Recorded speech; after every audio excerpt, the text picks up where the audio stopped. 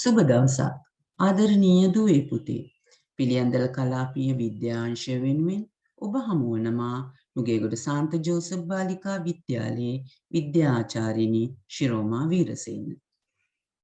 මේ වීඩියෝ තුලින් සාකච්ඡා කිරීමට මා බලාපොරොත්තු වන්නේ 10 වන ශ්‍රේණියේ අවසාන ඒකකය වන ප්‍රවේණිය පිළිබඳව.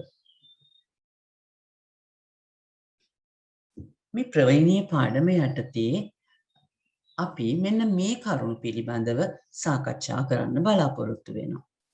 ආවේනීය පිළිබඳ මෙන්ඩල්ගේ පරීක්ෂණ, ආවේනික ලක්ෂණ පරම්පරාවෙන් පරම්පරාවට සම්ප්‍රේෂණය වීම පිළිබඳව, ප්‍රවේණි විද්‍යාවේ මූලික සංකල්ප ගැන මෙන්ඩල්ගේ ඒකාංග මුහුම, මානව ආවේනීය, මිනිසාගේ ලිංග නිර්ණය, මානව ප්‍රවේණික ආබාධ සහ අවසාන වශයෙන් ආවේනීය පිළිබඳ දැනුම භාවිතයට යොදා ගන්නා ආකාරය පිළිබඳව.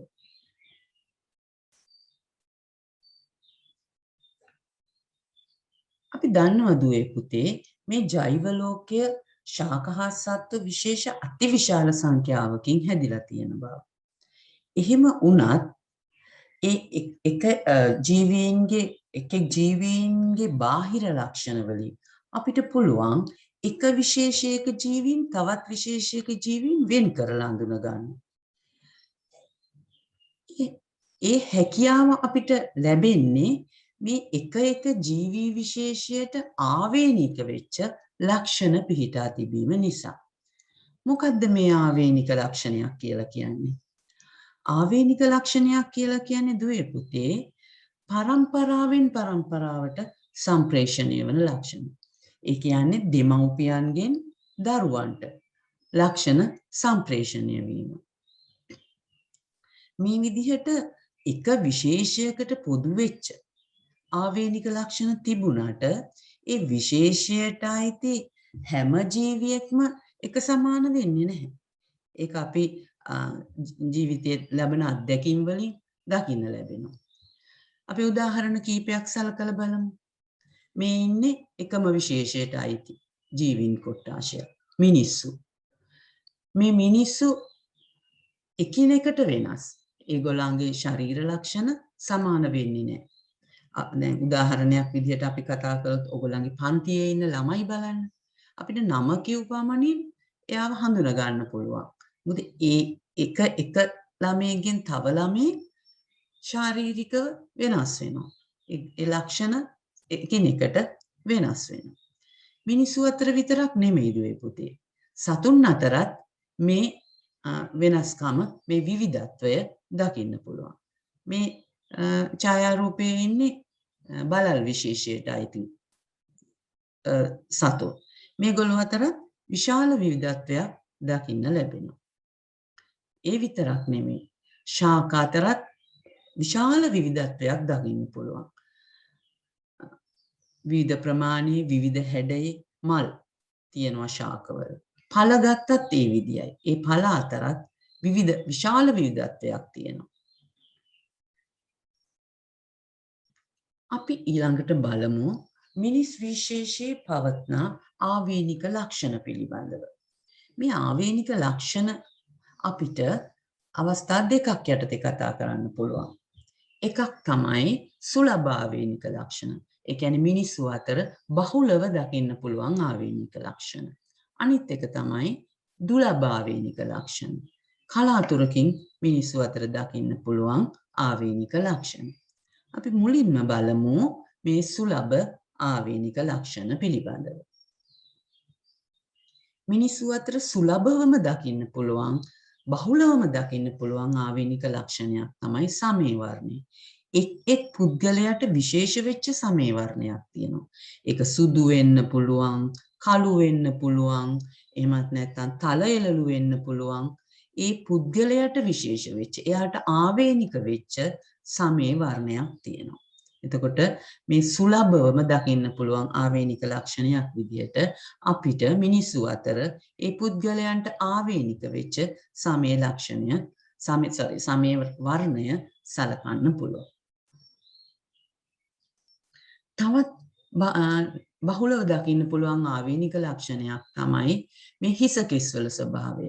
මේ හිස කෙස් බොකුටු වෙන්න පුළුවන්. එහෙම නැත්නම් බොකුටු නොවෙන්න පුළුවන්. මේ තවත් බහුලව දකින්න පුළුවන් ආවේනික ලක්ෂණයක්.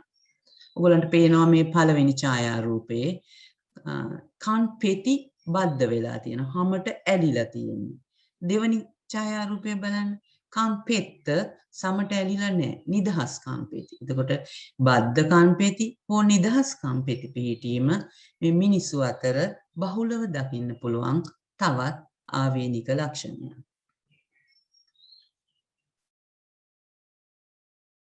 ඊළඟට දුවේ පුතේ මේ බහුලව දකින්න පුළුවන් තවත් ආවේනික ලක්ෂණයක් තමයි දිව රෝල් කිරීමේ හැකියාව හෝ නොහැකියාව.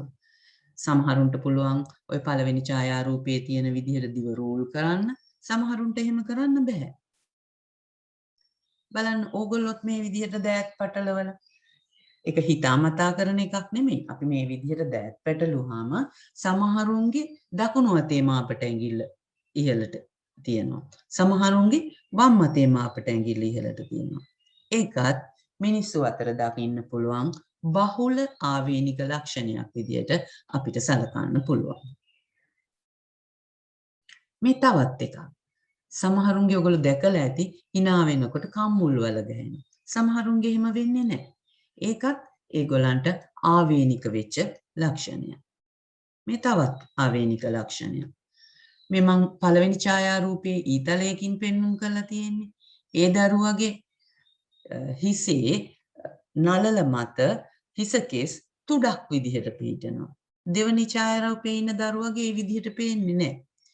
මේ විදිහට නලල මත හිසකෙස් තුඩක් විදිහට පිහිටීම හෝ නොපිහිටීමත් මිනිසුන්ට ආවේනිකව ලැබෙන ලක්ෂණයක්. මේ බලන්න ඔයගොල්ලොත් බලන්න මේ විදිහට ඇඟිල්ල මාපට ඇඟිල්ල ඍජු කරන්න පුළුවන්ද? වක්‍ර කරවද පිහිටන්නේ කියලා. මේකත් මිනිසුන්ගේ ආවේනික ලක්ෂණයක්. බහුලව දකින්න පුළුවන් ආවේනික ලක්ෂණයක්. මේ මාපට ඇඟිල්ල වක්‍ර කරන එක හිතාමතා කරන්න බෑ. ඒක අපිට පරම්පරාවෙන් ලැබිච්ච ලක්ෂණයක්. ඊළඟට අපි බලමු මේ දුලබ ආවේනික ලක්ෂණ කීපයක්. මේ ආවේනික ලක්ෂණ හැම වෙලෙම මිනිස්සු අතර දකින්න ලැබෙන්නේ නැහැ. කලාතුරකින් තමයි සමහර මිනිස්සු අතර මේ ලක්ෂණ දකින්න ලැබෙන්නේ.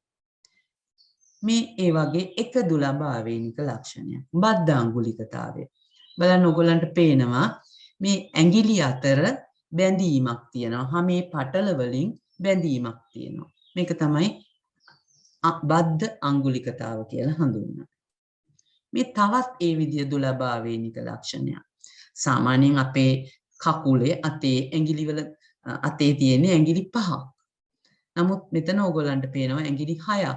එහෙම නැත්නම් ඊට වැඩි ප්‍රමාණයක් තියෙන්න පුළුවන්. බහු අංගුලිකතාවය. ඇඟිලි සංඛ්‍යාව 5කට වඩා වැඩියෙන් පිහිටනවා. මේ ඒ වගේ දුලබව දකින්න ලැබෙන ආවේනික ලක්ෂණයක් ඇලි බව. ඔයගොල්ලෝ දැකලා ඇති සමහර විට කොණ්ඩය, ඇහි පිහාටු, ඇහි බැම, හමේ වර්ණය අසාමාන්‍ය විදිහට සුදු වෙච්ච පුද්ගලයෝ ඇලි බව.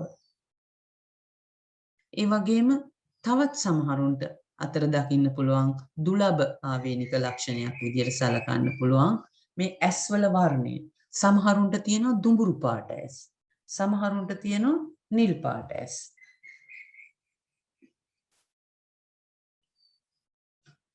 අපි මේ විදිහට ආවේනික ලක්ෂණ ගැන කතා කළාට දුවේ පුතේ මේ අපි තුල දකින්න ලැබෙන හැම ලක්ෂණයක්ම ආවේනික ලක්ෂණ නෙමෙයි.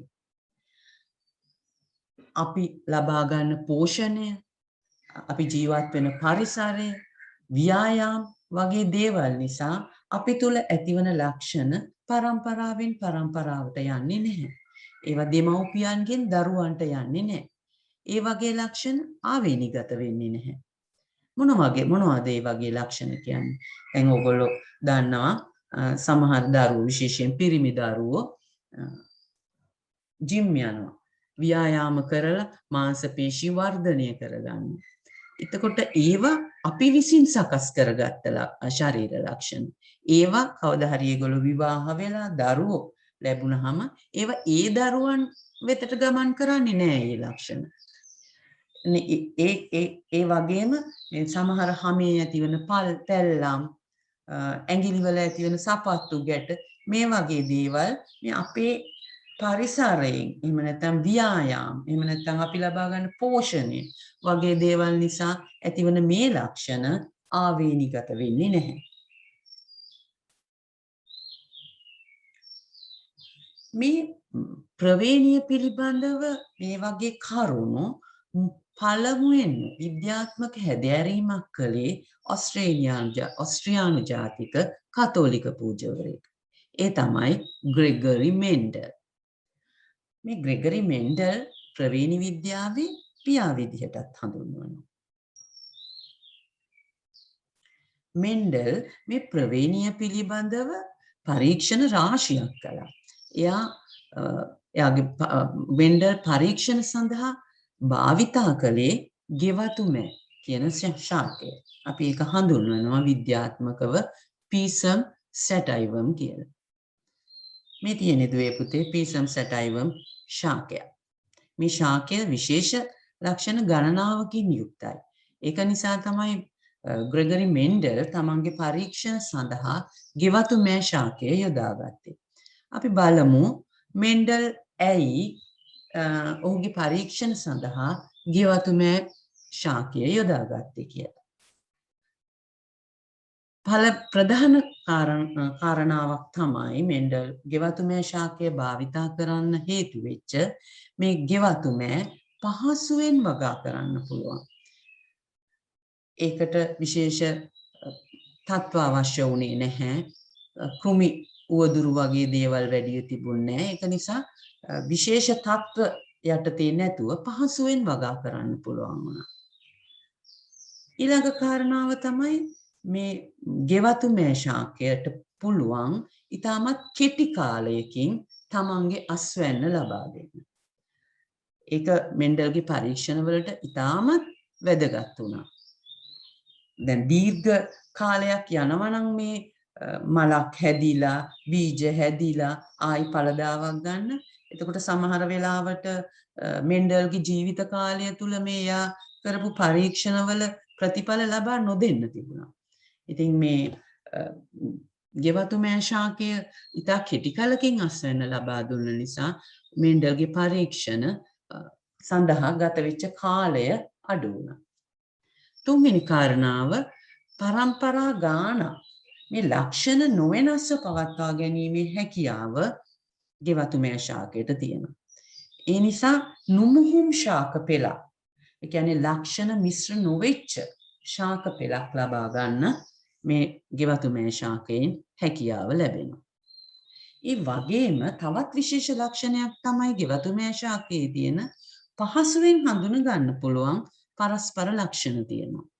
කියන්නේ එකිනෙකට වෙනස් ලක්ෂණ. ඉස්සරහට අපි කතා කරනකොට ඕගොල්ලන්ට තේරෙයි ඒ ශාකේ ලක්ෂණ ගණනාවක් තියෙනවා එකිනෙකට වෙනස්. උස ශාක සහ මිටි ශාක. මේ අතරමැදි ලක්ෂණ මේවා දකින්න ලැබෙන්නේ නැහැ. එකිනෙකට පරස්පර ලක්ෂණ පිහිටලා තියෙනවා.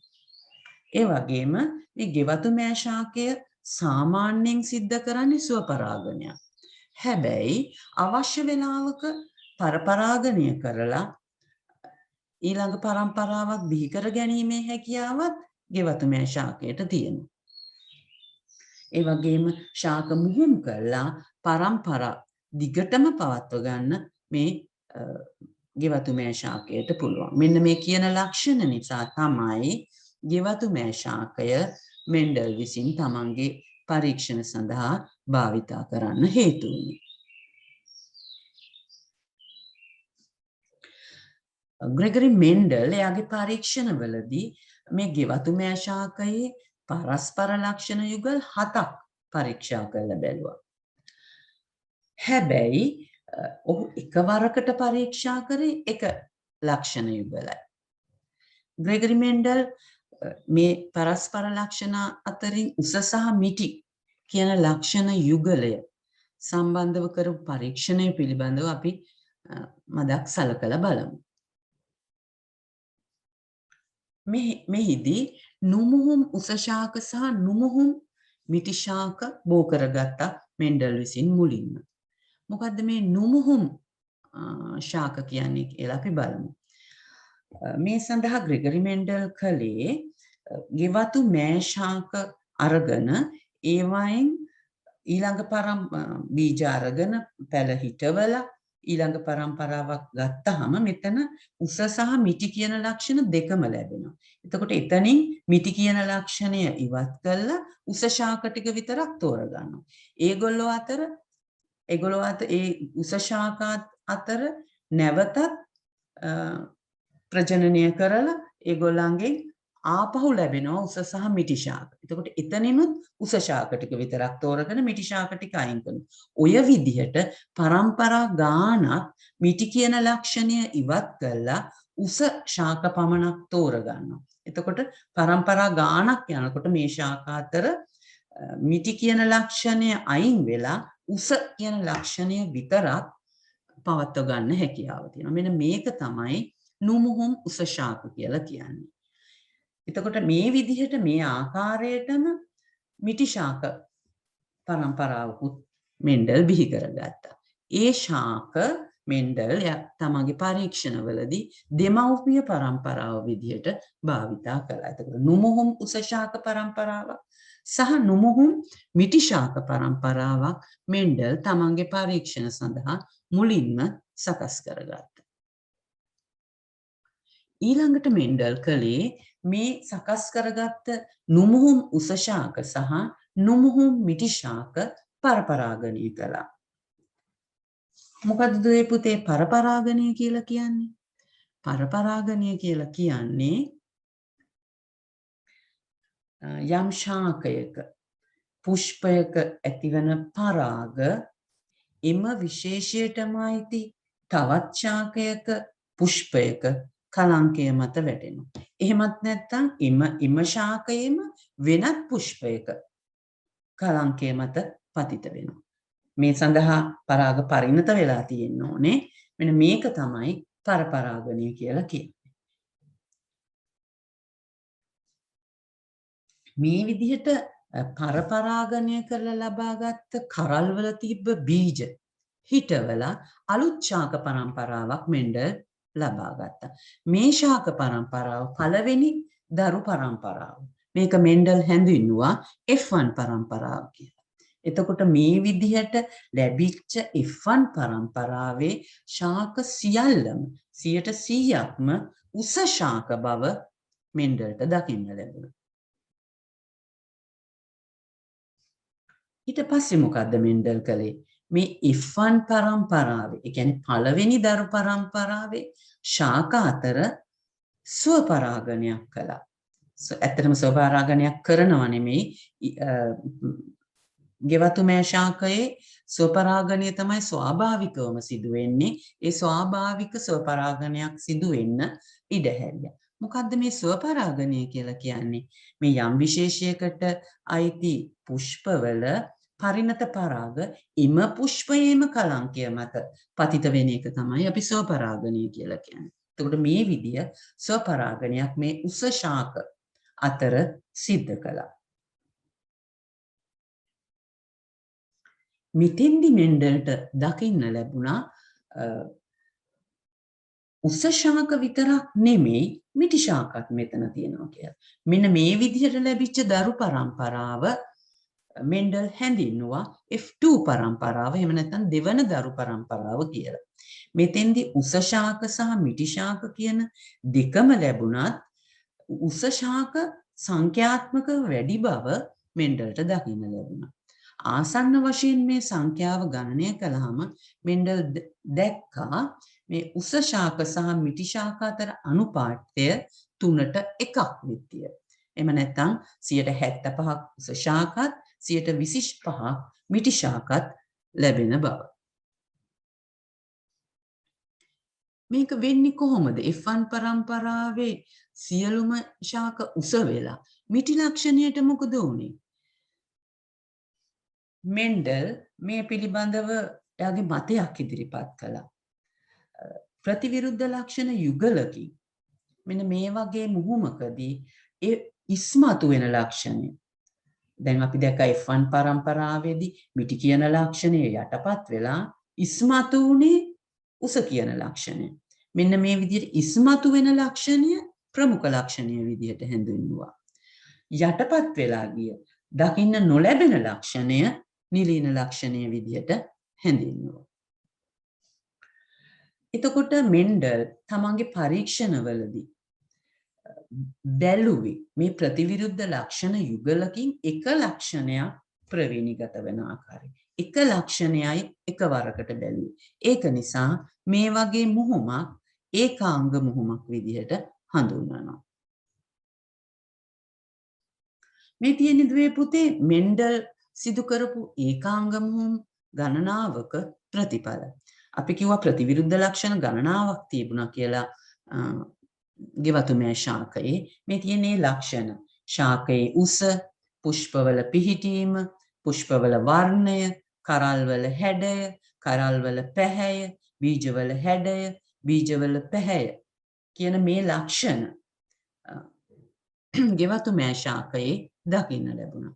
එතකොට මෙන්ඩල් මේ හැම ලක්ෂණයකම මුහුම් සිදු කරලා F1 පරම්පරාව ලබාගෙන F1 පරම්පරාවේ F2 පරම්පරාවත් ලබා ගත්තාම ඒ හැම අවස්ථාවකම මෙන්ඩල්ට දකින්න පුළුවන් වුණා ආසන්න වශයෙන් මේ 3ට 1 කියන අනුපාතය ලැබෙන බව. ඒ වගුවට අනුව අපිට දකින්න පුළුවන් මේ මෙන්ඩල්ගේ ඒකාංග මුහුම් හැම එකකම ලක්ෂණ ආවේනිගත වෙන්නේ එකම විදියකට කියලා. අපි කතා කරපු උස සහ මිටි කියන ලක්ෂණය ඇසුරෙන් අපි මේක දැක්කා. ඒ කියන්නේ F1 පරම්පරාවේදී එක ලක්ෂණයක් සම්පූර්ණයෙන්ම යටපත් වුණා. ඒ කියන්නේ මිටි කියන ලක්ෂණය පෙන්නුවේම නැහැ. 100%ක්ම උස ලක්ෂණය තමයි පෙන්වන්නේ. ඒ වගේම F2 පරම්පරාවේදී එම ලක්ෂණය නැවත මත වුණා. ඒ කියන්නේ උස කියන ලක්ෂණය සහ මිටි කියන ලක්ෂණ දෙකම දකින්න ලැබුණා. මිටි කියන එක F1 පරම්පරාවේදී සැඟවිලා ගියාට F2 පරම්පරාවේදී නැවත මත වුණා. අන්න ඒ ලක්ෂණය මෙන්ඩල් හැඳින්වුවා නිලීන ලක්ෂණය කියලා. හැබැයි දුවේ පුතේ මේ F1 පරම්පරාවේදී F2 පරම්පරාවේදී දෙකේම දකින්න පුළුවන් උනේ දෙමව්පියන් තුල තිබුණු ලක්ෂණ වලින් එකක් විතරයි. මේ ඊට අමතරව අතරමැදි ලක්ෂණ කිසිම දෙයක් මේ F1 හෝ F2 පරම්පරාවල් වල දකින්න තිබුණේ නැහැ. මේකට හේතුව මොකද්ද? මෙන්ඩල් මේකට හේතු පැහැදිලි කළා. මේ ගෙවතුමෑ ශාකයේ එක ලක්ෂණයක් තීරණය කරන්න එකිනෙකට වෙනස් සාධක දෙකක් තියෙනවා කියලා මෙන්ඩල් ප්‍රකාශ කළා. එතකොට මේ සාධක කියන දේ අපිට පෙන්눔 කරන්න බෑ. අපිට පෙන්වන්න බෑ මේ මොකද්ද කියලා. ඒක නිසා මේ සාධක පෙන්눔 කරන්න සංකේත පාවිච්චි කළා. ප්‍රමුඛ සාධකය පෙන්눔 කරන්න ඉංග්‍රීසි කැපිටල් අකුරකුත්, නිලීන සාධකය පෙන්눔 කරන්න ඉංග්‍රීසි සිම්පල් අකුරකුත් භාවිතා කළා. අපි බලමු මේ විදිහට මේ සාධක වලින් කොහොමද මේ සංකේත පාවිච්චි කරලා මේ උස සහ මිටි කියන මුහුමක ඒකාංග මුහුමක ලක්ෂණ ප්‍රවේණීගත වෙන්නේ කොහොමද කියලා. උස ලක්ෂණය සඳහා අපිට කැපිටල් T භාවිතා කරන්න පුළුවන්. මොකද ඒක ප්‍රමුඛ ලක්ෂණය. මිටි ලක්ෂණය සඳහා අපි සිම්පල් T පාවිච්චි කරනවා. ඒක නිලීන ලක්ෂණය නිසා. සෑම ප්‍රවේණික ලක්ෂණයක් සඳහාම සාධක යුගලක් බලපානවා. ඒක නිසා නුමුහුම් උස ශාක සඳහා කැපිටල් T කියන එකත් නුමුහුම් මිටි ශාක සඳහා සිම්පල් T වශයෙන් අපි පාවිච්චි කරනවා. ඔයගලන්ට දුවේ පුතේ දැන් වැටහෙන්න ඕනේ ඇයි අපි මේ අකුරු දෙකක් ඉංග්‍රීසි අකුරු දෙකක් පාවිච්චි කළේ කියලා. මොකද මෙන්ඩල් කිව්වා යම් කිසි ලක්ෂණයක් සඳහා සාධක දෙකක් බලපානවා කියලා. අපි මේ ඉංග්‍රීසි අකුරකින් පෙන්눔 කරලා තියෙන්නේ එක සාධකයක්. සාධක දෙකක් බලපාන නිසා තමයි අපි මේ එක ලක්ෂණයකට මේ සංකේත දෙකක් පාවිච්චි කළේ. ඒතකොට නුමුහුම් උස ශාක සඳහා capital T මිටි ශාක සඳහා simple T භාවිතා කළේ ඇයි කියන එක ඔයගලන්ට වැටහෙන්න ඕනේ. එතකොට මේ සාධක දෙකම සමාන අවස්ථාවක් අපි හඳුන්වනවා සමයුග්මක අවස්ථාවක් කියලා. සාධක දෙකම සමාන නම්. එතකොට එහෙම අවස්ථා දෙකක් තියෙන්න පුළුවන්. ඒ කියන්නේ එක්ක capital T තියෙන්න පුළුවන්. එහෙම නැත්නම් simple T තියෙන්න පුළුවන්. එතකොට මේ සාධක යුගල වෙනස් වෙන අවස්ථාවක්ත් තියෙනවා. ඒ කියන්නේ capital T සහ simple T තියෙන්න පුළුවන් අවස්ථාවක්. අන්න ඒ අවස්ථාව හඳුන්වනවා විෂම යුග්මක අවස්ථාවක් විදිහට.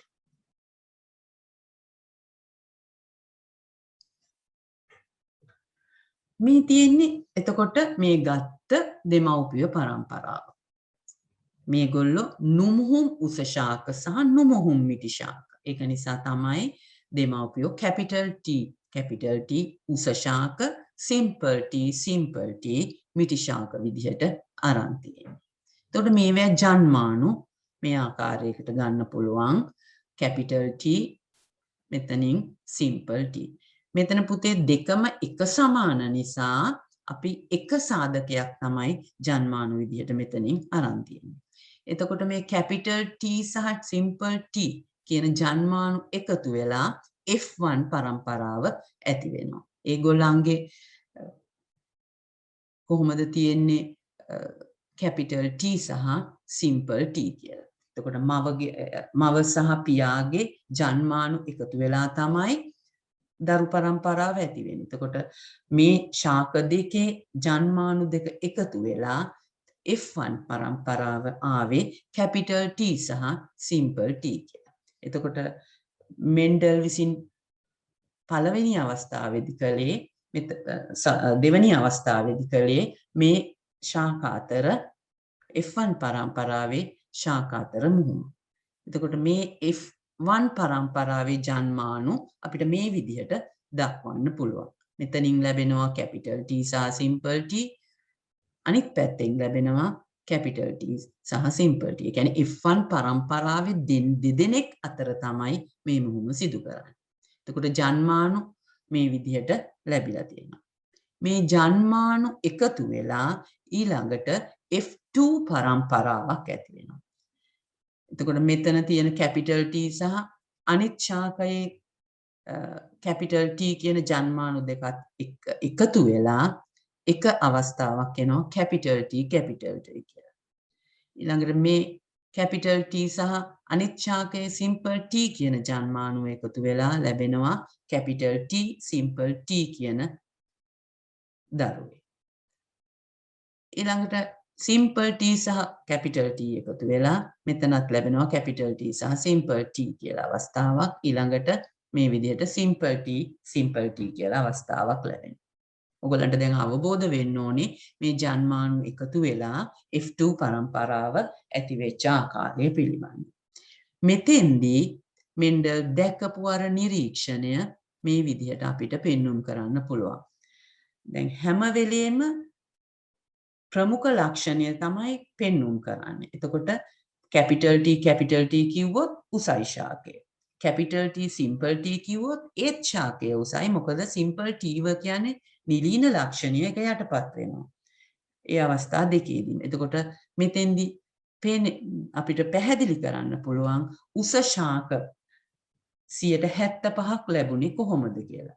මිටි අවස්ථාව ලැබෙන්න නම් මේ simple T අවස්ථාව ලැබෙන්න ඕන. එතකොට මෙතෙන්දී උස සහ මිටි කියන අනුපාතය 3:1 කියන අනුපාතය ලැබිලා තියෙනවා.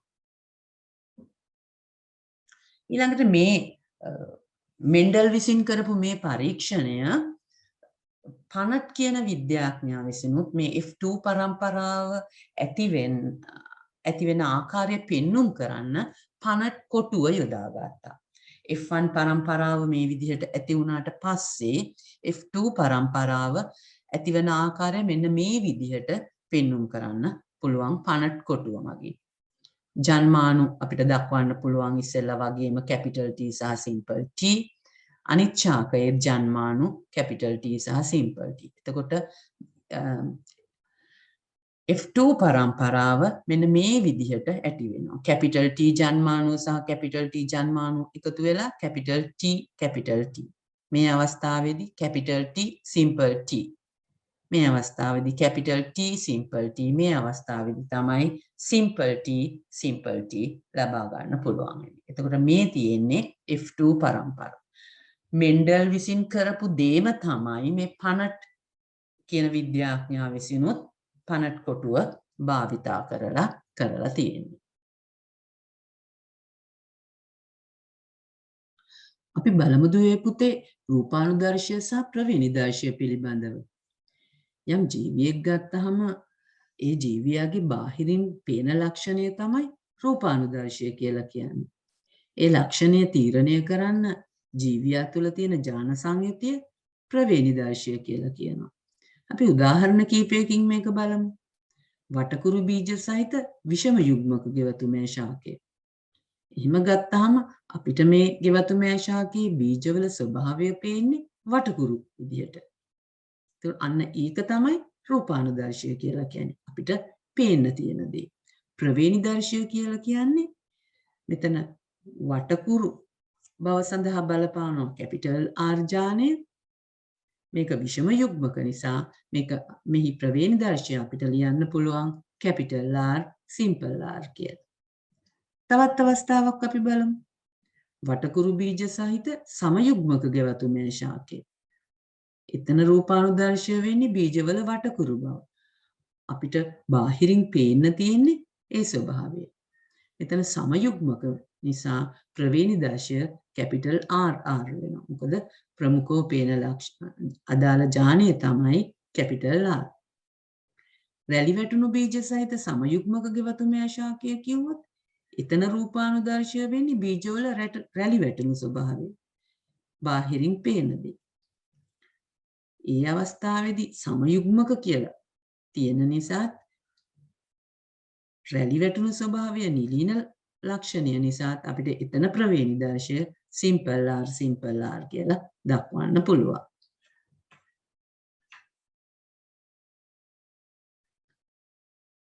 ජීවියෙක් යම් ලක්ෂණයක් සඳහා සමයුග්මක අවස්ථාවේදී වගේම විෂම යුග්මක අවස්ථාවේදී පෙන්වන රූපානුදර්ශය ප්‍රමුඛ ලක්ෂණය කියලා හඳුන්වනවා. සමයුග්මක නම් ඥාන යුගලම ප්‍රමුඛ ඥාන වෙනවා. විෂම යුග්මක නම් ඒ ලක්ෂණයට වග කියන ඥානය තමයි ප්‍රමුඛ ඥානය වෙන්නේ. අපි ඒකත් උදාහරණයකින් පැහැදිලි කරගමු.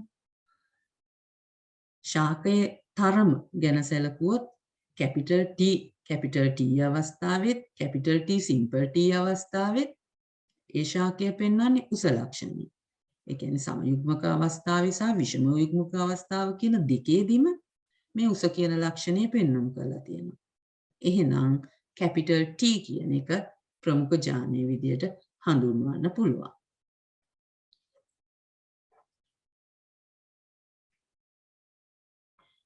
ජීවියෙක් යම් ලක්ෂණයක් සඳහා සමයුග්මක අවස්ථාවේ විතරක් ප්‍රකාශන වන රූපානුදර්ශය තමයි නිලීන ලක්ෂණය කියලා කියන්නේ. විෂම යුග්මක අවස්ථාවේදී නිලීන ලක්ෂණ පෙන්눔 කරන්නේ නැහැ. නිලීන ලක්ෂණය සඳහා හේතු වන ඥානය නිලීන ඥානය කියලා හඳුන්වනවා. උදාහරණයකින් බැලුවොත් කැපිටල් T සිම්පල් T ප්‍රවේණිදර්ශය තියෙනකොට ඒ ශාකය පෙන්වන්නේ උස කියන ලක්ෂණය.